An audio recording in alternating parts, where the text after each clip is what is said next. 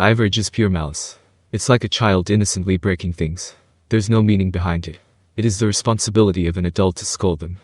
In contrast, Veldanava is different. He has a clear purpose and is acting on solid reasoning. Even I snapped when I almost lost the ones I loved. That time, I was lucky enough to avoid a tragedy. But if the damage had been worse, and I couldn't have fixed it, in that case, I couldn't deny the possibility that I might have gone insane, too. I'd like to think I wouldn't have tried to destroy the world, but I can't say for sure. Veldanava had both himself and his wife killed by humans. His beloved daughter, Milam, almost suffered a terrible fate because of humans, too. Considering those circumstances, it doesn't seem unreasonable to choose to reset everything and start over. It's a drastic measure only a god could take, but as a motivation, it makes sense. Well, even if I understand it, I don't agree with it. From a creator's perspective, the sovereignty of their creations probably isn't something they need to care about. If a robot built to be a servant rebelled against its human masters, they'd probably get angry and think, don't get cocky. The scenario of artificial intelligence built by humans rebelling has been depicted in entertaining ways in movies and comics throughout history. Whether AI should be granted rights equal to humanity is a matter that requires discussion. After all, Seal-san is my greatest and strongest partner. She was supposed to be a skill I created, but now she has gained sentience and seems to be living freely. To me, you are everything, Master. Thanks. Building a perfect relationship like ours is the ideal, but that won't always be the case. When that happens, to what extent should the rights of the creation be recognized? In this case, we are the creations. Even if we are told, you are failures, so I'm deleting you, we can't just nod and say, okay, sure. We are alive in this world. As long as we exist, I intend to resist all absurdities with everything I have. That is why my reason for fighting is survival.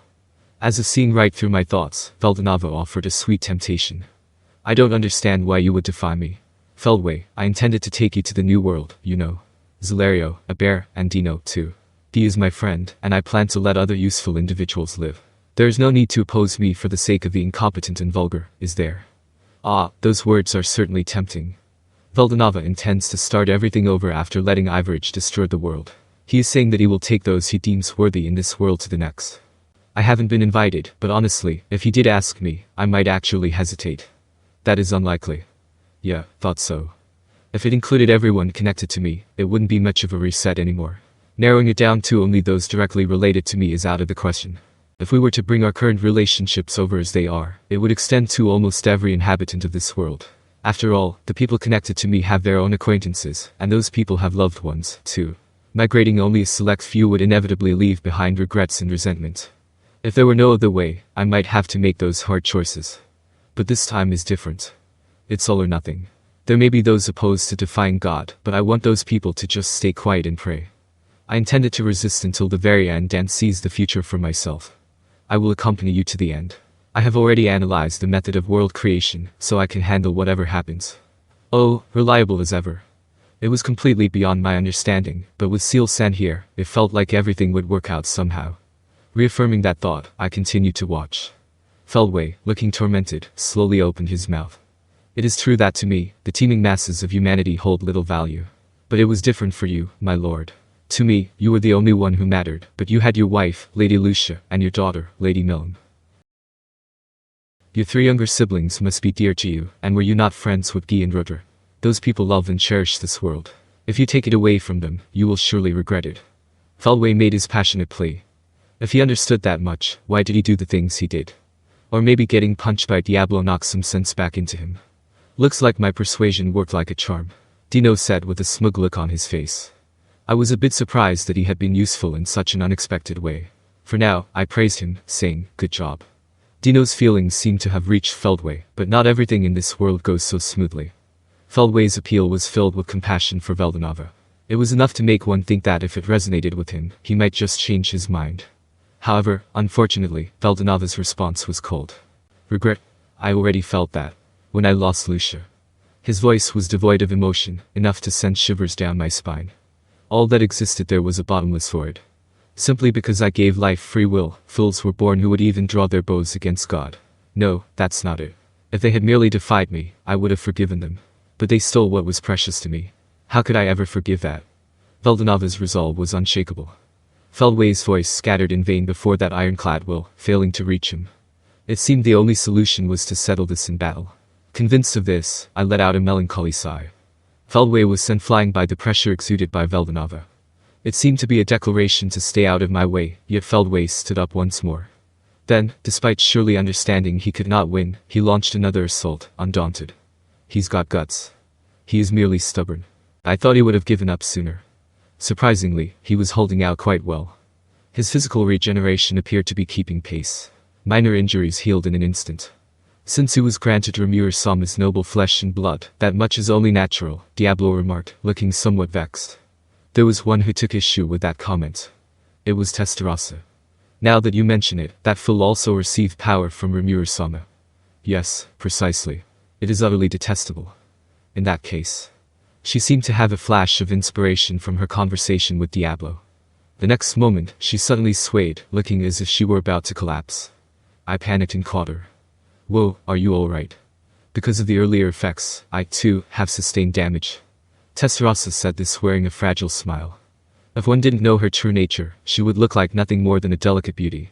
Since I was being taken in despite knowing better, I suppose I'm quite the fool myself. Diablo clicked his tongue for some reason and started to say something, but before he could, Tensura, leaning against me, spoke up. Rimuru-sama, I have a favor to ask. Tensura looked up at me with pleading eyes. What is it? I have a weakness for beautiful women, you see. Hinata was looking at me with exasperation, but I'm a total sucker for this kind of behavior. In order to restore my condition immediately, please grant me your flesh and blood as well, Rimuru-sama. So she wants my slime cells. Well, I didn't mind that much, though I didn't think the effects would be that amazing. Sigh. Very well. I shall prepare a special recovery medicine. Yeah, please do. And so, accepting Tensura's request, I had a special recovery medicine aka potion identical to the one that healed Diablo, prepared. However, the conversation didn't end there. No fair. Rimuru-sama, I want some too. Ultima pleaded cutely. Ultima is a cute and good girl, so I tend to listen to her requests. She has a cruel and brutal side, but looking at her now, it was hard to believe she was the same person. Being asked by Ultima like that, my only answer was, sure thing. I had another special recovery medicine, mixed with my slime cells, prepared. Just as I was about to hand them to the two, Carrera arrived on the scene. She had apparently exhausted her energy and fallen asleep, being carried in by a spree and a jar, but she suddenly woke up and leaped to her feet. My lord, I want you to stop leaving me out. It seems Carrera wanted my special recovery medicine as a reward, too. Hearing that she worked hard to defeat a dangerous enemy, something like this was a cheap price to pay. Nodding and saying okay, I had a third one prepared. Then, I handed them to the three expectant girls. The trio rejoiced greatly and drained the medicines. Now you can't brag anymore, can you? Tensura smiled at Diablo. Too bad for you. Ultima also taunted Diablo. This is amazing. I feel like my fatigue is already gone. Carrera rejoiced at her own pace. While Feldway was fighting desperately, what were these girls doing? Though I thought that, I was equally guilty for just going along with it. Feldway's perseverance was finally reaching its limit.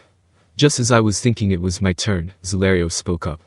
I simply cannot betray Lord Veldanava after all. Diablo narrowed his eyes, so I soothed him, telling him to calm down. It was better to have a declaration of hostility than to be betrayed later. Well, besides that. To begin with, we didn't have a deep relationship with Zalario. He seemed to have hit it off with Leon, but he had been in a state of hostility with us. We were currently in a ceasefire stage, hoping to build a good relationship from here on out. Thinking he would become an ally despite that was naive. You're as serious as ever. Being stubborn like that is exactly why you get used by Feldway, a bear retorted. Indeed, it seems that just because his judgment was slightly delayed, he met the misfortune of being dominated. You could say he has a cautious personality, so it isn't a matter of good or bad. You could also say he was just unlucky. Therefore, I respect Zalario's decision. At the very least, I'd appreciate it if you didn't get in our way, okay? I tried asking that. Feldway is being toyed with by Veldanava. Veldanava is likely checking the condition of his body. If he wanted to end it, he could have finished it in an instant with the same attack that battered Feldway earlier. That composure would usually be fatal is what I would normally think, but this time is different. I can clearly see that he is becoming more refined by the second. In other words, Feldway had zero chance of winning. That was true from the start, but his value even as a partner for a warm-up exercise was coming to an end. As Zalario joined the fray here, it would go beyond just stalling for time. Rimuru-sama, shall I dispose of Zalario? Stop it. Diablo made a comment full of killing intent, but I rejected it. Benimaru shrugged in amazement, but he was watching the situation with an intensity that said he wouldn't stay silent if Zalario tried to interfere. Zalario spoke. Honestly, I do not know which path is the correct one. I believe that following the will of one's master is the duty of a vassal. However, I also feel that Feldway's argument is not incorrect. For someone like me, the only choice available now is to do nothing. While truly passive, that seemed to be one correct answer. Frankly, as long as he didn't interfere, that was fine. Those who had deep ties with Veldanava would struggle the most with how to conduct themselves. Having him watch from the sidelines like Zalario was the most helpful outcome for us. Meanwhile, Feldway collapsed. It seemed infinite regeneration was activating thanks to my cells, but even with that unexpected side effect, he had held out well. After all, Veldanava was supreme just in swordsmanship alone. He was likely better than even a Jer, let alone Hacker. There was no mistake he was an unrivaled master. Not only that, he showcased martial arts incorporating teleportation. Making it look like a sword movement, only to teleport from a sliding step. Reacting to that on the first try would have been impossible. Feldway had been slashed, too. Veldanava didn't seem to have the intent to kill, but it was a blow that would have been an instant kill for a normal person. Could you have reacted to that? Kufifufu. Seeing it for the first time, it might have been difficult. Hearing Diablo's honest answer, I could only say, right. Just with a sword, he is this strong. I'm losing confidence in whether it's actually possible to stop Veldanava. It will be fine. That baseless reassurance only made me more anxious. Moreover, the true terror started here. Veldanava spoke. It looks like it will take a little more time to regain my instincts. It must be boring just watching, right? I'll provide some playmates for you all. Regain his instincts. He is already incredible enough. I was wondering what more he wanted to do, but I understood the meaning immediately. I felt massive presences reviving from 3 directions, excluding the east where we were. Kakishi, Habitaki, and Swim, was it? It seems Ivorage is grieving the loss of its children. So I fixed that for him. Veldanava announced. You're lying, right? And after I went to the trouble of defeating them. Was it a failure?